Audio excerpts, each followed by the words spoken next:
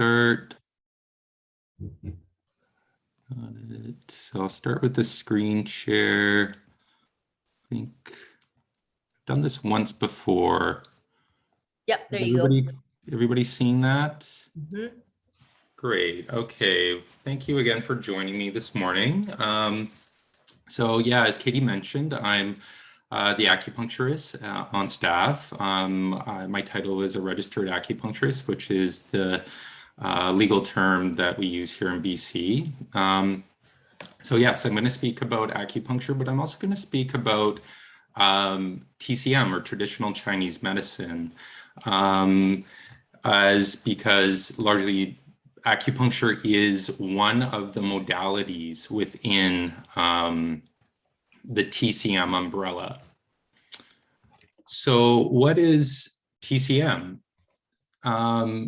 TCM is a relatively modern concept or term that has been in place maybe for about something like 60 years, I think. And to ground what TCM is to kind of have to investigate a little history. And so in China, in the 1960s, there was a period known as the Cultural Revolution. And this was a time that followed a really long civil war, and moving out of more the empire and more rural kind of living. And China was like, it had its ambitions in order to launch itself into more of a modern state. And so during this time, there was a lot of illness, and Chinese medicine, as we know it today, had largely fallen out of favor. And Western medicine had been sort of become more of the common practice in the first half of the last century. A lot of acupuncture and what we would call Chinese medicine, like herbology, largely fell by the wayside. It was kind of considered a superstitious practice. And all the elite people and certainly the royalty had preferred Western medicine at that point. So during this time in the 1960s, the government, the communist government, recognized we just do not have the resources in order to help our people at this point. A lot of people were starving. There were millions of people died in China during the 1950s, during the war as well. And so the government, led by Moxibustion, he recognized that, hey, we've got this ancient tradition, all this medicine behind us. Let's spread this and make use of it, and let's lift up our tradition, basically. And so this is where the term TCM came from. TCM is basically just a term that was coined by the government at the time. And so, yeah, Chinese medicine has a long, long history, many hundreds of years, thousands of years going back, various different practices, different modalities, acupuncture being just one. Yeah, and so with Chinese medicine, what it comes back to is basically the diagnostics largely come back to recognizing that illness arises from a disharmony. And that disharmony is basically a disruption of yin and yang. And so in good health, we've got good yin and we've got good yang, and they're in balance. And we look at internal organs basically and see the state of the body.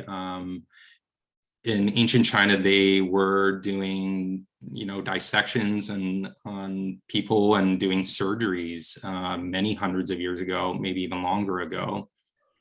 And the understanding that we've got these internal organs and they must contribute to our health. And so a lot of Chinese medicine diagnosis comes back to four main pillars. And those pillars are observing our patients, really taking in the totality of a person, looking at their, what we call their shen, their spirit, the vitality in their face and their eyes, their movement, observing their skin. We look at tongues quite often. We listen to our patients too, not only just the sound of our voice and the cadence of it, the volume of it, but also breathing habits. There's a long tradition of really just listening to people to understand their state of wellness. Of course, we ask our patients what's going on. So there's a long tradition of what's the best line of questioning, and there's been many thoughts as to how to really ascertain the best way, how to ask people what's going on. And then lastly, palpating is the last pillar.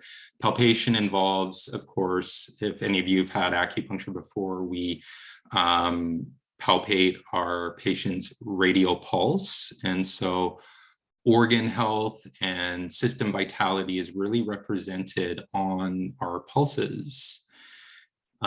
We also palpate the rest of the body and feel areas of tenderness and, and maybe numbness as well. So next I'm going to move into some pretty broad concepts that I think are probably good for everybody to just have a little bit of understanding. And so the first concept, of course, is yin and yang. And I'm sure everybody here has heard of yin and yang.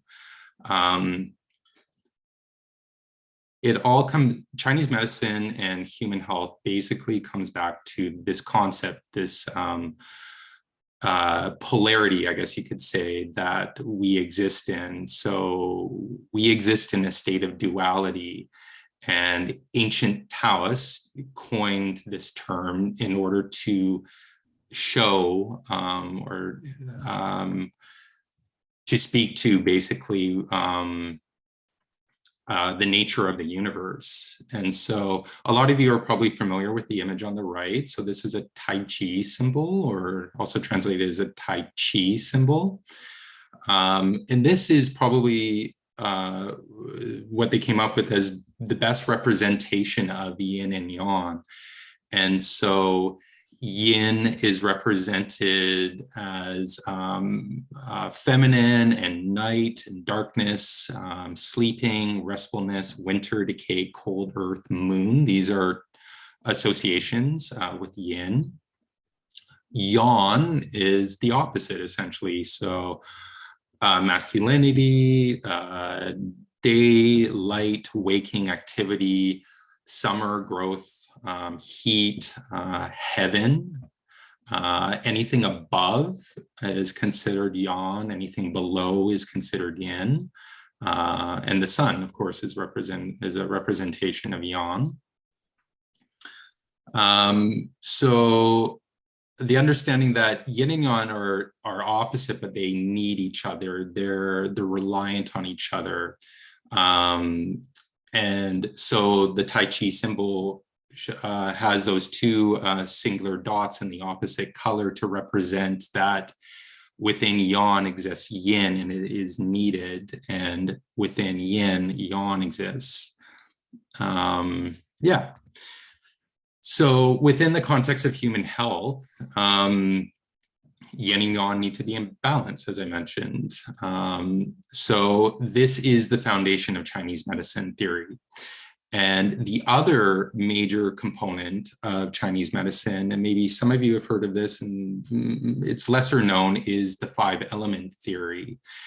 And the 5 elements are said to exist and permeate throughout the physical world, and they manifest within the human body. Water, wood, fire, earth, and metal are these 5 elements. So we associate water with organs, we associate any of the 5 elements with organs. And so water is represented in our kidney and our bladder. These are our two water organs. The wood element is represented in our liver and gallbladder. Fire is represented, in fact, by four organs: our heart, our pericardium, which, as some of us know, is basically the sheath, the covering to the heart. The small intestine is also associated with fire. And then the fourth organ, which is a fairly unique concept within Chinese medicine, is known as the sanjiao. Sanjiao translates to as the triple burner. This is a organ that has no form, but in order to maybe draw like an example within the human body, I've heard our hormonal system could be considered as our sanjiao. The earth element is associated with our spleen and our stomach. And when we speak about our spleen, we're talking about basically our digestive system. It's very central. The whole body is reliant on our spleen and stomach in order to extract nutrients and everything that we need. The last element is metal, and that's associated with our lungs and our large intestines. And so Yin and Yan really lays the foundation for the regulation of qi. So this is another broad concept that I'm going to touch on. So what is qi? And the loosest or easiest definition that we can probably understand is that qi is energy, basically. And within the human body, there are two kinds of qi. What we would call inherited qi, or pre-heaven qi, is basically what we inherit from as our constitution. It's our vitality, it's our tendencies, and it's everything that we're just basically given at conception, essentially. The other major type of qi is acquired qi, or also known as post-heaven qi. And so that is largely obtained from our food and from the air that we breathe. And so Chinese medicine has really mapped qi flow. There's a very specific ways that qi move in the body. And these observations did not come at any one particular period of time. This is something that really developed over many hundreds of years. Many countless individuals contributed to Chinese medicine meridian theory, as it's known.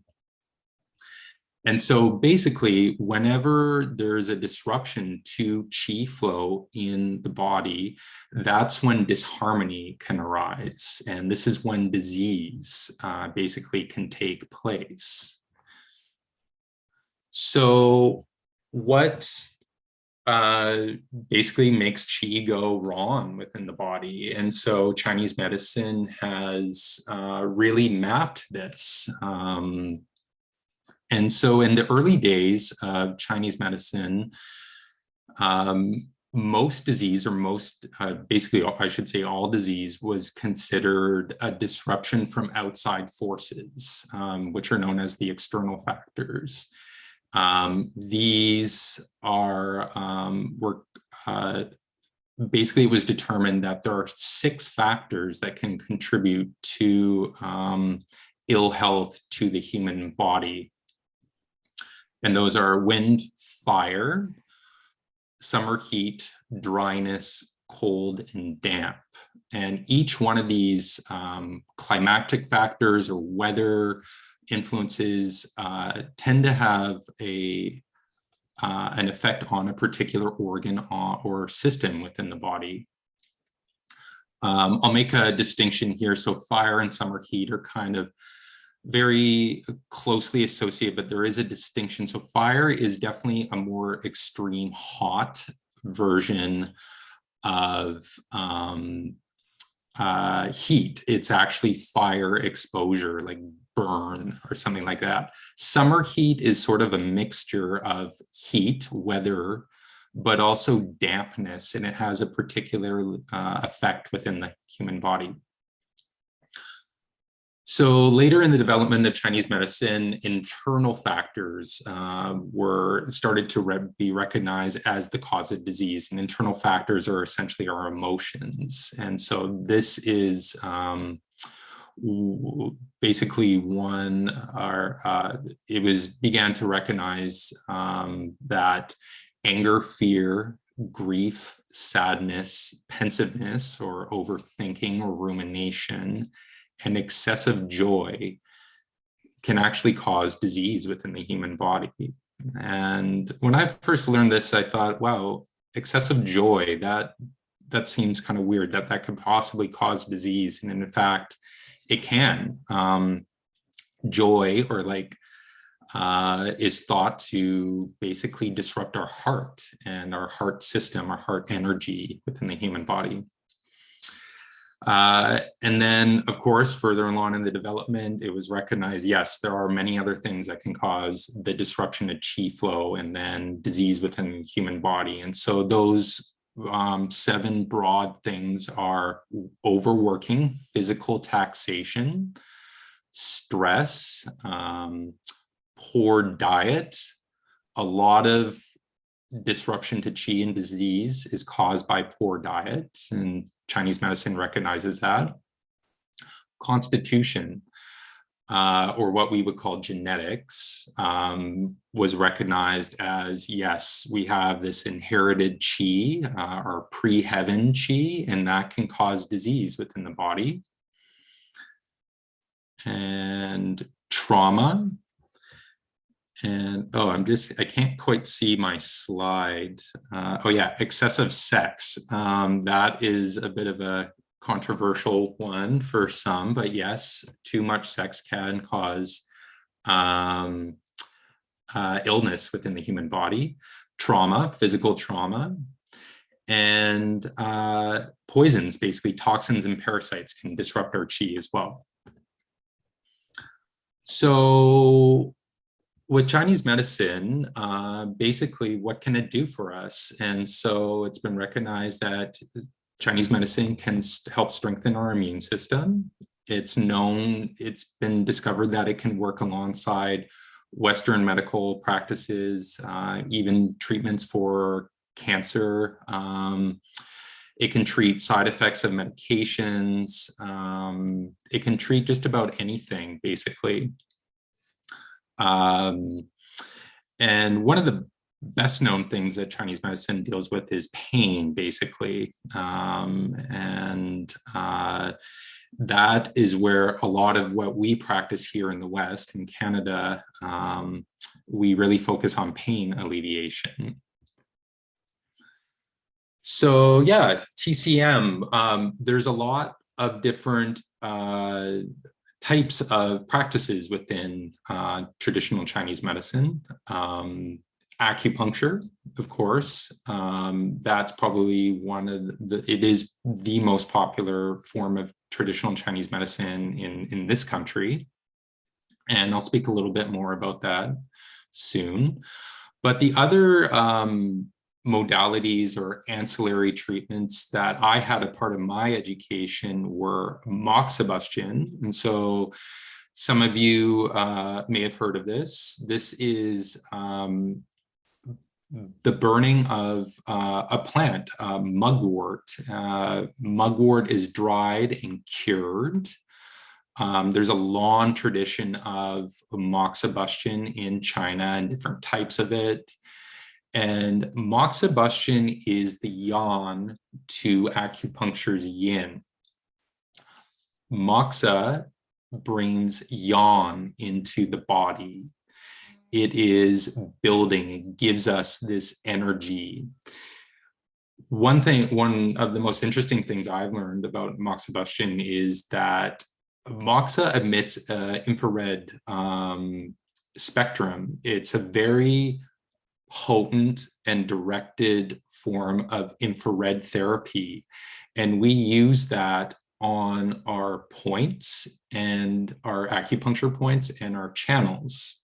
And so Moxa is a really central part of the whole practice. And in fact, in Chinese, acupuncture is not known just simply as acupuncture. The word actually is Zhenji, and that means acupuncture Moxibustion. It's sort of implied that when you get acupuncture in China and Taiwan and most Asian countries, that you're going to get some form of Moxibustion.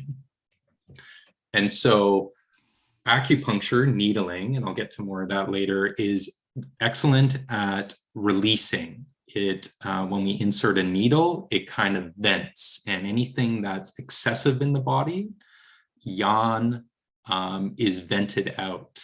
Although there are techniques that we can use in order to bring more of a yan quality to it, bringing strength to it. And oh yeah, and then the Moxibustion, of course, is the strengthening. It's that warming, bringing in, tonifying is the term that we use. So another modality I've been trained in is gua sha, and that is essentially a scraping technique that we use. And this is largely, in Chinese medicine terms, is we use it to what we call release the exterior. It's typically used in states of the initial states of sickness. And so using a scraping technique on the body, and there's various implements that are used. Traditionally, a jade stone tool that is scraped on the body in one direction is the preferred implement. And so in Western terminology or Western thought, this is like a fascia releasing technique. And when we scrape the body, all sorts of interesting things can appear. And so it's also a diagnostic tool. With gua sha, we can see the pattern of redness, the quality, how quickly redness appears, how dark the redness is, if it's moved into a purple state. And all this is information for us to determine like a state of health. Electroacupuncture, also known as e-stim, is a little bit more of a more modern advent. And basically this is used in order on a more muscular level. So we use acupuncture needles and we wire them to a machine in order to introduce an electrical current. And depending on the current, the amplitude, etc., we can do various things for the body. And so e-stim is used largely with IMS practice, intramuscular stimulation, which is more of a muscular-based form of acupuncture. But it is also used in China on what I would call classic acupuncture points. It really provides a very strong stimulation. Cupping is another one, and a lot of RMTs are, of course, familiar with this because I believe you guys are trained in this. This is another way of basically providing a very potent form of reverse massage, basically. And when we use cupping in TCM, we're concerned about pulling out pathologies. And so TCM is really concerned about those qualities, that heat, that dampness, and that cold. And cupping is really known to pull those toxins, those negative things that can reside within our body. TCM has a long history of lifestyle recommendations and dietary advice. There's a lot of subtle investigations into food and their effect on our qi and the balance of yin and yang in our body. Tui Na, this is the form of Chinese massage, and this is a largely energetic based massage system.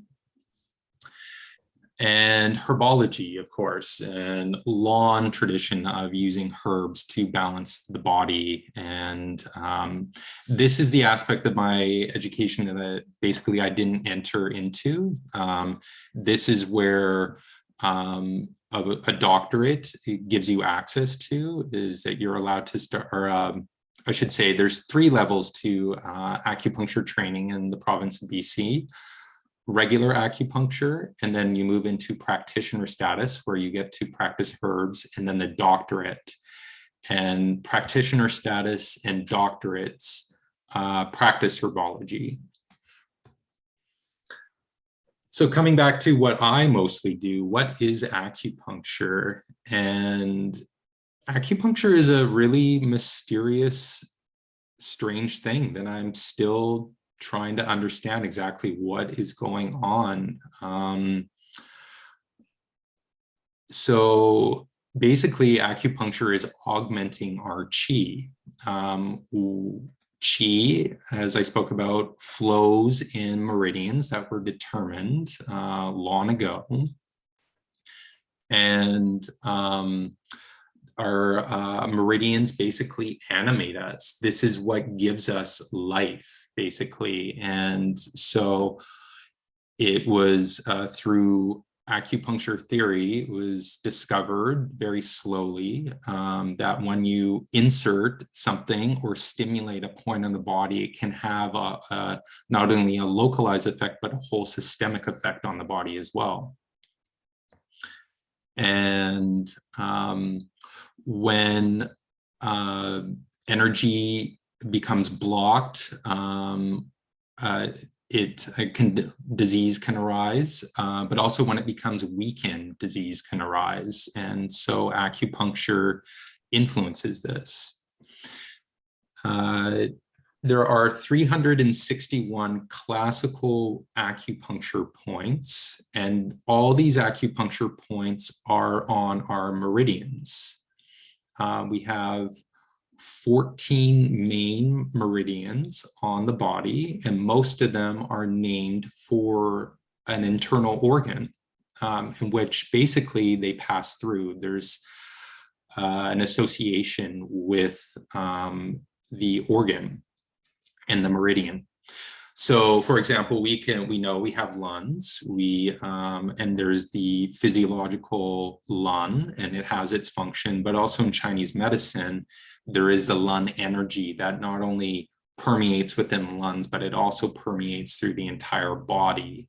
And it has a channel, and this channel runs through the lungs. It's internal. It starts actually in the large intestine, rises up, passes through the lung, has a very strong connection, then flows out through our arm and out through the palm. So an acupuncture point,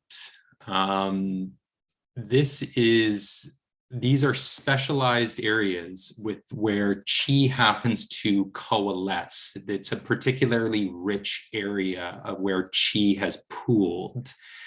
And most acupuncture points are in spaces within the body. They're not on prominences, but they're in subtle little holes within the body. And we can influence that by inserting what we have now are needles. And so when we insert a needle, we can affect that area, that qi within that area. And yeah, acupuncture points are located all over the body. So as I mentioned, there are 361 classically stated acupuncture points, but there are in fact hundreds, if not thousands, of more. And these are known as the empirical points. These have they don't necessarily lie on a meridian, but they can have a profound effect on the body. So yeah, as I mentioned before, with moxa, we can put moxa on a point. It's not just for needles, and that can infuse a lot of yang, a lot of warmth, bring strength, and a needle can bring basically a releasing action to a stagnation. However, as I did mention, you can there are certain points on the body that are inherently tonifying. They're not many, but even with a needle, when we insert it, it brings strength to the body. And so a lot of my education was learning these needling techniques, and whether or not we want to, again, fall on that polarity of yin or yang. Do we want to tonify, bring yang? And so we use various different hand techniques, different insertion methods, etc. So how does acupuncture work? And I mean, this is sort of the million-dollar question in a lot of ways. And so, yes, we're manipulating energy flow using needles, basically. And so classically stated in Chinese medicine, why does acupuncture work? This is the question probably every student has asked when they're in acupuncture school is, and basically, it just all comes down to regulating qi and blood within the body. And so when you're in acupuncture school, you're like, okay, you just kind of have to take it as face value, and that's how it is. But of course, there's a lot of research into acupuncture now, not only in the West, but a lot of research in China as well. And two things that I was taught. With acupuncture needling, we actually have beta endorphin releases within the brain, and this can alter pain perception. And so, yes, acupuncture is known to really be very useful for pain alleviation, and this is one of the quantifiable ways in which acupuncture works. We're literally changing the brain to perceive pain in a different way. And then the other way that it can be explained, and I'm sure there are many more, is that there is immune system response. So when we insert a needle, there is going to be a response within the body. There's a foreign object that has been placed within the body, and the immune system basically kicks up and in order to deal with it. And that is basically on some subtle level changing our blood flow. We're also getting a hormonal shift potentially, and also our white blood cells are being invited and all sorts of other cells. So there is, it's a micro trauma that's being basically invited into the body. And so it's an intention that is brought on that specific part of the body. And so with meridian theory, when we impact a specific point on the body, it is known to have impacts throughout the entire body. And those impacts have been the thousands of years of trial and error with acupuncture and discovering what that is. So when to see an acupuncturist, and yeah, it's kind of an interesting business. So basically, what do I treat? And basically, acupuncture can treat just about anything. It's basically, one of my main teachers, she said, whatever you do not go to the emergency room for, acupuncture can potentially treat. And so we don't even necessarily need to know that you have high blood pressure or that you have osteoarthritis or any sort of term. We base our practice on a whole different set of diagnostics and observations. Although knowing a diagnosis, a Western diagnosis, is very useful for us, but it's not necessary. So yeah, basically you can treat specific issues, but you can also just use it as an enhancing tool for the body. That sort of sense that I'm just not well, or I'm excessively tired, or I just feel out of sorts. Acupuncture is known to bring a lot of balance to the body. Yeah, and so largely with acupuncture, the longer a condition has been in place, the longer it will take to treat. So something that's very acute, say you've just started to develop headaches within a week, that that illness is typically quite easy to treat. So treatment planning with acupuncture, as I said, yeah, it depends on the length and the severity of the disease or the disharmony that's been present. Yeah, so I work mostly in blocks of 4 with acupuncture treatments. So usually we largely see a real kind of benefit with 4 treatments of acupuncture for most conditions.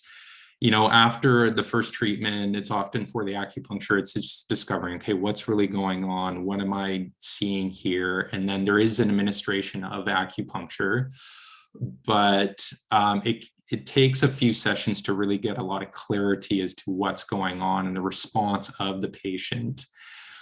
8 sessions is usually the cap where, okay, I've been working with a treatment plan. And this is where it usually fully shows itself, okay, is this the right treatment? Or if acupuncture is even going to help at all. And so those 8 treatments is typically needed for the longer standing conditions, more chronic things.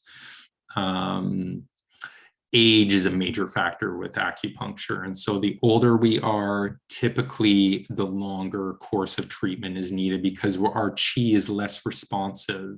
In the years that I've been practicing, the older we get, we in fact become less sensitive to needles. Although there are of course exceptions to this, but when I do needling, there is a desired, most points, you are kind of looking for a sensation. And so with age, that sensation is typically blunted.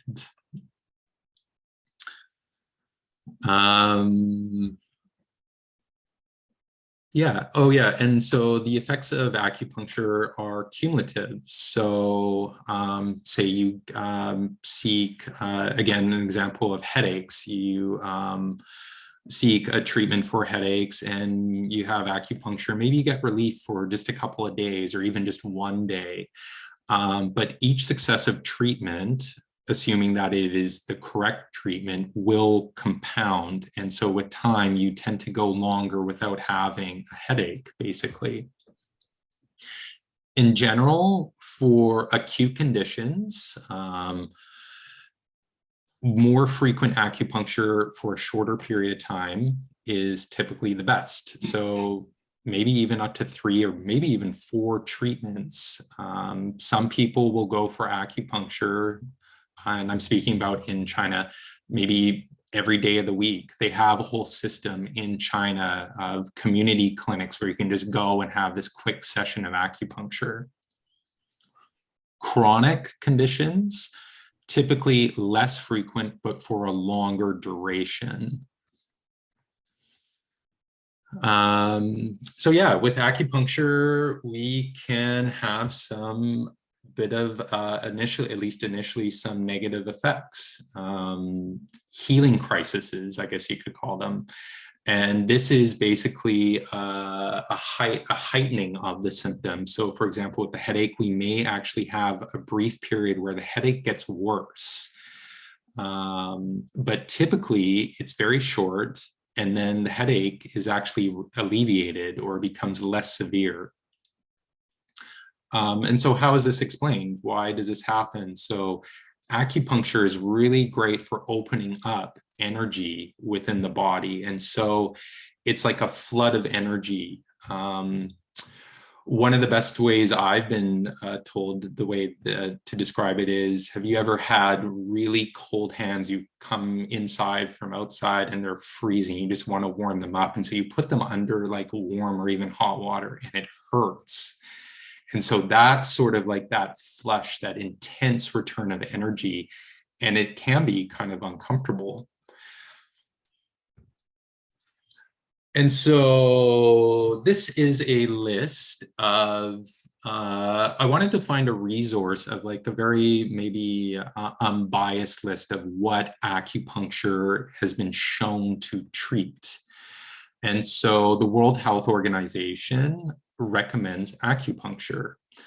And this list of diseases, illnesses, etc., have research behind them with acupuncture. They've actually used controlled trials in order to demonstrate that, yes, there is measurable effects. And there is a wide variety of different things that you can treat with acupuncture, everything from allergies and menstrual issues and pain, even like rheumatoid arthritis or post-stroke as well. There all is very clear evidence that acupuncture can actually work. The next list is even more extensive, and this is a list of diseases that don't necessarily have a controlled trial behind, but have been shown to have benefited from acupuncture. And yes, a lot of different conditions, you know, everything from Sjogren's syndrome, which is a hormonal disruption disease, earaches, cancer pain, obesity, a wide variety of different diseases can be treated with acupuncture. So one thing that I thought I'd mention is I'm often asked, well, I'm on a wide variety, I'm on a medication, can I still have acupuncture? And the answer is yes, acupuncture is very safe with just about any medication usage. And that's one of the beauties of it, unlike herbology, where we need to be quite cautious and skilled in understanding if a patient's on medications, can they take herbs? And the nice thing about acupuncture, to actually typically, if there is the intention to actually reduce medication usage, you can use acupuncture to do that. And acupuncture can also be used to treat many side effects that we can have from medications. Also, acupuncture has been known to help reduce like withdrawal symptoms if a patient and their doctor decide if they want to go off a medication. So yeah, acupuncture works wonderfully with medications. So a little bit more about myself and my education. So as you saw with that extensive list of diseases that acupuncture can treat, my education largely revolved around internal medicine and learning how to treat, you know, diabetes and neuropathy and, you know, cough and even just like the common cold. You know, there's a lot of like basically investigation into that subject within medicine. Body pain was actually more of a minor portion of my education. And I think it's probably the thing that most people think of when it comes to acupuncture is, you know, at least here in Canada, is, oh, I've got an achy knee and, I need something, so maybe acupuncture can help. And I have to say, as a practitioner, body pain really is the thing that acupuncture excels at treating. And the main reason why body pain and certain or muscular issues, etc., in the body are such a small component is because it's actually the easiest thing to treat, basically. So in just a very concise, brief way to describe how to use acupuncture, basically where the site of pain is, you put a needle nearby or into, if it's anatomically appropriate. And then there's of course various different systems that have developed that help complement that treatment, basically.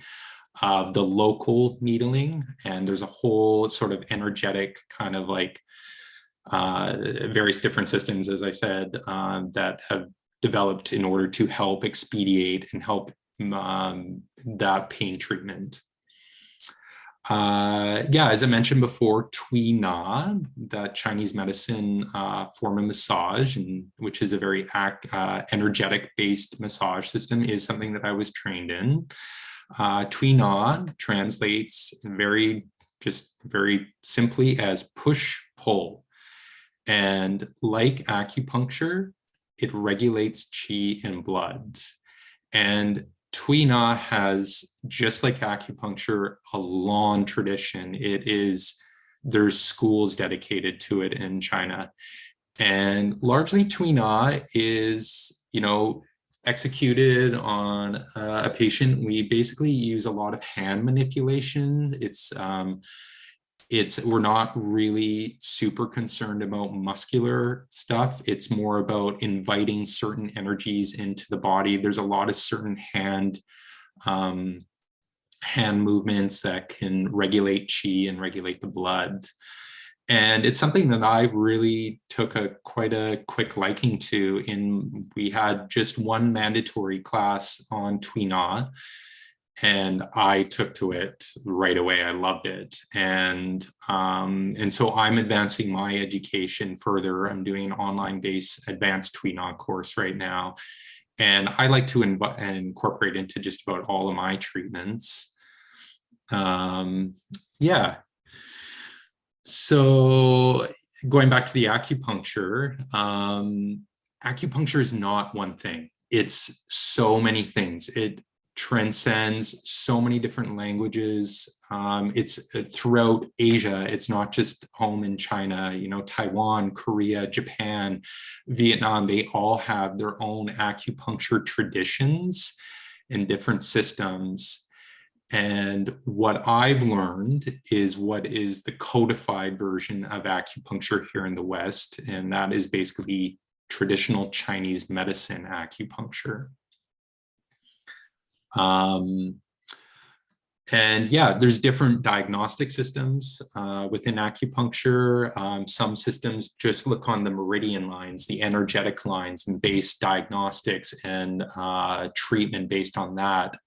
Or internal organs is another one. Looking at our qi and our blood quality, that's another whole system, and there's many more. So myself, as I mentioned, I use basically the classical Chinese medicine points, and namely because I find those the most effective. I have some training in IMS, or what we call within my college, orthopedic style acupuncture. And I do incorporate some of it. I do use motor points to some degree, but I definitely prefer the more classic acupuncture points, those energetic spaces, those energetic holes, basically. And so a lot of my education is basically based on how to needle safely, understanding anatomy, understanding depths of insertion, the angles of insertion, and of course, all the different energetics behind each point, and each point is different. There's so much behind each point. There's so much research behind each point, and that research is actually ongoing too. Here in the West, we don't really hear about it all that much, but in China, the acupuncture and Chinese medicine is constantly evolving, new understanding of what it does in the body and different applications and different diseases that it can treat. Technique with needles, that is almost everything with acupuncture, and that for the rest of my life and the rest of at least my professional career, I'm going to be learning, and there's so much to technique with needles. Everything from time duration with needles. There's a basic, just a very brief rule of thumb with time. The shorter an acupuncture treatment is, the more tonifying, the more strengthening it is. The longer an acupuncture treatment is, the more reducing or pain alleviating, venting. We're essentially opening up a hole within the body and allowing energy to flow out, chi to kind of be augmented. And the longer a needle is in, the better. Number of needles is another major thing. Fewer needles is considered more balancing. That's typically where you can get, if any of you have experienced an acupuncture kind of high, basically. Just a few needles on those tonifying points can be really helpful, can make us feel really good.